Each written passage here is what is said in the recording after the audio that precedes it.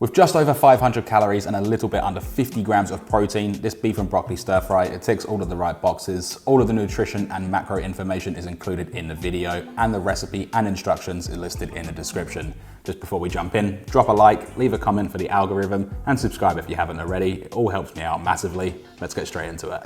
Now, starting with the prep, in this bowl is all of this broccoli. It's the stems and the florets. This is from 2 heads of broccoli, and combined is 230 calories. With these, stand it up on the head, and then we're going to trim around the stem, removing those florets. Trim up the florets as well, making sure that they're bite-sized pieces. The smaller they are, the quicker they'll cook. The bigger they are, the longer they'll cook. And I like to try and make these on the smaller side. As for the stems, trim off the woody end. We don't need this, you can discard it. Then we're going to slice up the stems. This is where most of the nutrients are in the broccoli, so make sure you do use this. It's got a little bit of a sweet flavor if you've never tried it before. And if you haven't tried it before and don't even think about using it, definitely recommend it. As for the protein, I'm using rump steak. Traditionally, you'd use something like flank or skirt, but because there's only one per cow, they can be hard to find, and as popularity rises, it does make it more expensive. With rump steak though, it's cheap, it's easy to find, and of course it's lean. What I have here is 1 kilo or 2.2 pounds, and it has 1,250 calories for this whole amount. With the meat, I have actually placed this in the freezer for about 30 minutes. It's going to make it so much easier to slice consistently. And I do recommend going through and just trimming off any excess fat, sinew, or silver skin. This one does have a little bit of a fat cap to it, so I am removing it. And you can save this, render it down, and use it as beef tallow in different ingredients or recipes. Once you have that all cleaned up, use a sharp knife and thinly slice this the whole way across. Going against the grain, it's going to break up the muscle fibers, making our steak a lot more tender. Once you have that done though, you should have something that looks like this. It's nice and thin, and of course, there's no fat. For our stir fry sauce, add 1/3 of a cup of low sodium soy sauce, 1 tablespoon of Shaoxing wine, 1 tablespoon of mirin. Both of these have substitutes in the description, by the way, because they do contain alcohol. 1 teaspoon of sesame oil, 1.5 teaspoons of corn flour or cornstarch. In here, I have 3 cloves of garlic and 5 grams or 0.2 ounces of peeled ginger. Both of these have been ran along a microplane to create a paste. I don't recommend chopping it up. I do highly recommend using pasted garlic and ginger for this recipe. Just cooks a lot easier and mixes really well into the sauce. That can go straight into there. And last but not least, a little bit of ground white pepper. And I always use ground white pepper for this recipe just because we don't have those large chunks of black pepper throughout our sauce. But you can definitely do it if you like it. Go through, whisk this all up, mainly concentrating on mixing that corn flour through there and breaking up the ginger and the garlic because it can clump up. And once that's done, we have this nice simple stir fry sauce. We can pop this aside for the time being. Yes, I am cooking rice for this recipe. I have loads of it and I need to use it up. Jasmine rice is being used, and this is 300 grams, which can go into our saucepan. Along with that, we're adding 550 milliliters of cold water. Whack this over a high heat and then bring this up to a boil. You don't have to use rice, you can use a wide range of different things. Leave it simple with the broccoli and the beef, add noodles, add different vegetables as well. The macros will change though, because this is solely based on that rice. I am also adding a pinch of salt. You can add a few aromatics to this, bay leaves, lime leaves, cloves, cinnamon. Do what you need to do for flavor. Give it a little mix through so nothing clumps together.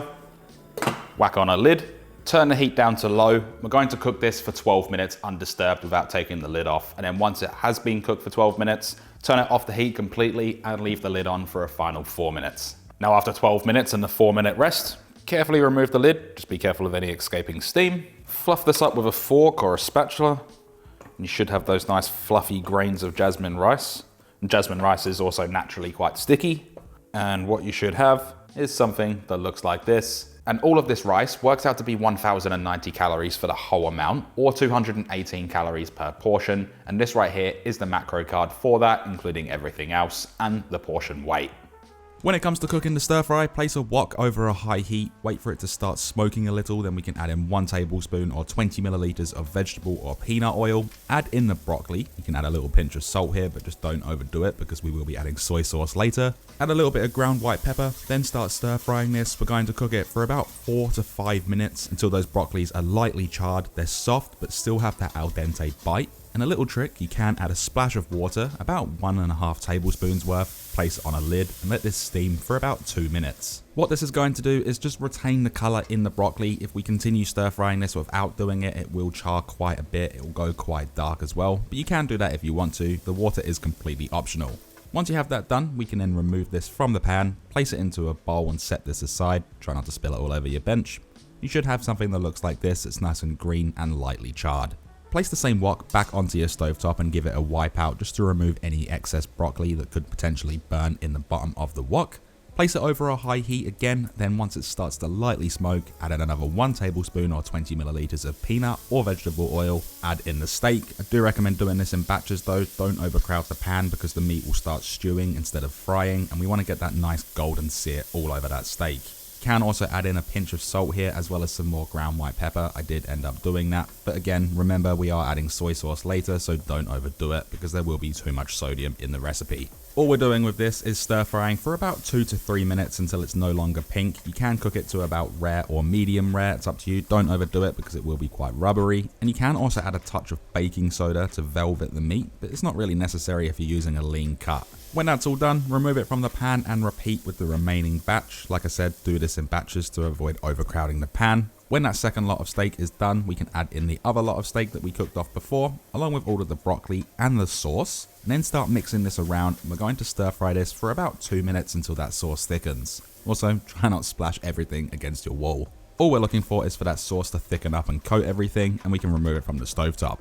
With our beef and broccoli stir fry, this is 1,575 calories for the whole amount. Divide that by 5, which is the amount of servings this is for. That equals 315 calories per portion. And right here is the macros for everything else, and including those weights per portion. When it comes to serving up, I do recommend you also weigh everything yourself. That way you'll get more accuracy. All food and ingredients are different around the world and may have a different weight to what I'm using. Be sure to top these off with any remaining sauce in the wok. Garnish it with some sesame seeds as well as spring onion stem, which is completely optional. And this right here is the macro card for the complete dish.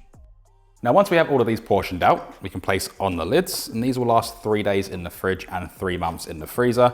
When it comes to reheating, I do just recommend using a microwave. It's the easiest thing, and most places of work do also have a microwave. Can do it in a pan, but it's going to dry out and you will need to add more sauce. With everything said and done, there's only one thing left to do, and that is, of course, we can then dig in.